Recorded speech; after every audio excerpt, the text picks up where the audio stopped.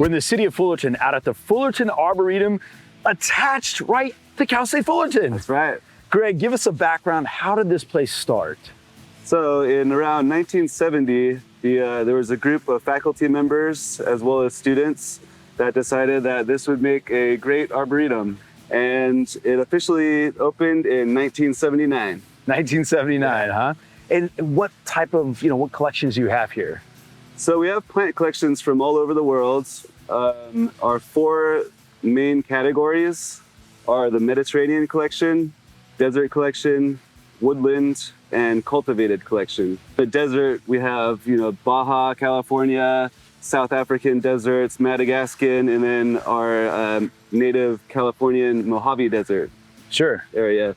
And in the cultivated collection, we have rose gardens, orange trees, avocado trees, other orchard trees, and things of that nature. So is the Arboretum here for the public, or is it here for students? So students from Cal State Fullerton, there are many classes that take advantage of having an Arboretum here. Sure. I think that something like 28 classes currently use the Arboretum in some way. Now that ranges from things like yoga, and then to geology, geography. Students come over here and learn how to input data into GIS systems, as well as biology, learning about plants and animals. And then it's open 7 days a week to the general public.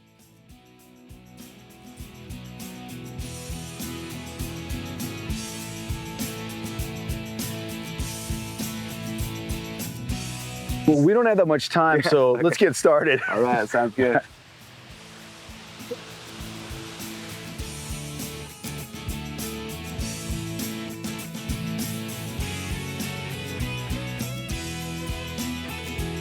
So on the grounds here at the Arboretum, we have multiple different display areas. One is this Orange County Agricultural History and Nikkei Heritage Museum. Yeah. And in here we have rotating displays. Now is Beauty and the Beast, California Wildflowers and Climate Change. The next exhibit will be a pretty interesting one in my eyes. It's called Sip, a Drunken Botanist. So it will be a display on all of the plants used to make mostly alcoholic beverages. That's perfect next to a college campus. Yeah, absolutely. Perfect sense. So this building looks kind of unique too, right? It was actually built to sort of look like a barn. Yeah. So on the outside it looks like a big barn, and even the inside here. But it is actually a LEED certified building, and it was one of the first green buildings built on a Cal State University campus.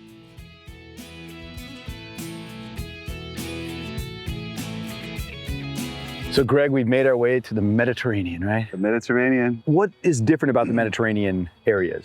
Basically, it's a lot of plants that are adapted specifically to that Mediterranean climate, which has the dry summers, which we experience here. Sure. And then usually the wet winters and the cool, wet winters that aren't usually typically freezing, but they, still cool weather, and that's when we get most of the bulk of our rain, if we get rain.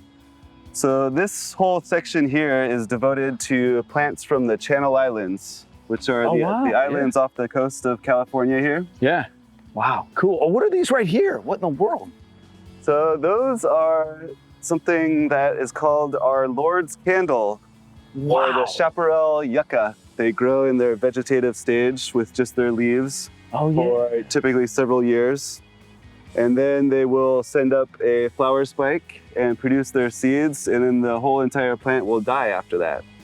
Oh, wow. Yeah, that sounds pretty morbid. Jeez. It's the progression of life for those plants. So they're done?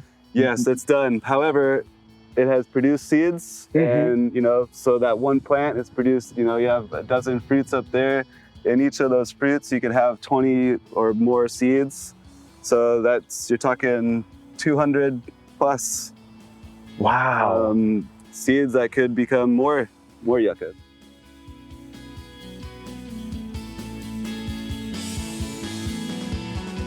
What in the world are these, Greg? Well, this is part of our Madagascan collection.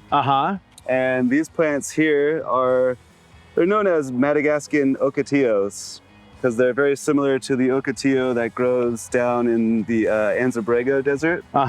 There's That spikes, man. Yeah, there's spikes inside within the leaves, which is very similar to the way the ocotillo grows. Wow. Again, these are from Madagascar. It's very inviting, like you want to like, but I mean, those spikes are no joke right Yeah, there. they could hurt you. Again, how many different areas are that? Because I feel like as far as we can look, we're just surrounded by nature. Right. And I mean, just from this vantage point, we have the Mojave Desert collection just across the way, across this path. Yeah. Starting with these cholla, the cactus right there. And then you can see the palm trees in the distance. That's part of our palm grove. Over here we have a stone and pome fruit orchard. So pomes are apples and pears, and stone fruits are things like peaches, plums, nectarines, those types of things. Over there is where we grow all of our row crops. We call it the farm. Look, it's like you have a little bunker over there too, right? Yeah, there's a grapevine that's growing over that.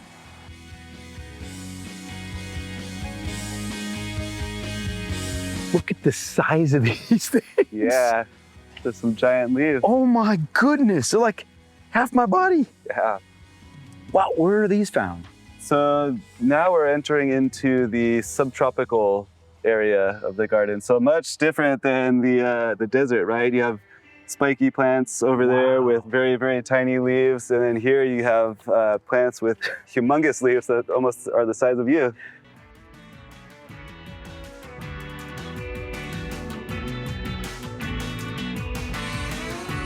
Greg, where are we right now?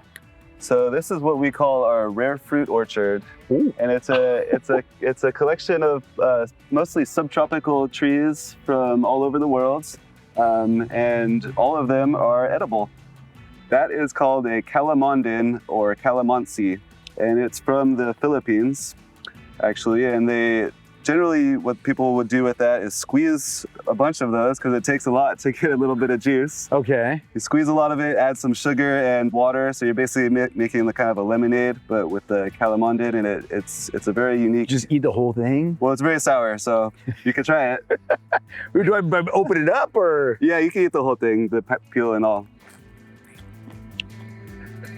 Oh my goodness. What other fruit trees do we have out here as like discreetly get rid of that? What else do we have? We have several banana trees. Oh, is it banana trees? Here, yeah. We would actually harvest the whole stalk of bananas and then hang that in the back and wait for them to actually ripen. When people come out of the Arboretum, they're free to walk through here just like we're doing right now? Absolutely. Free to walk through here.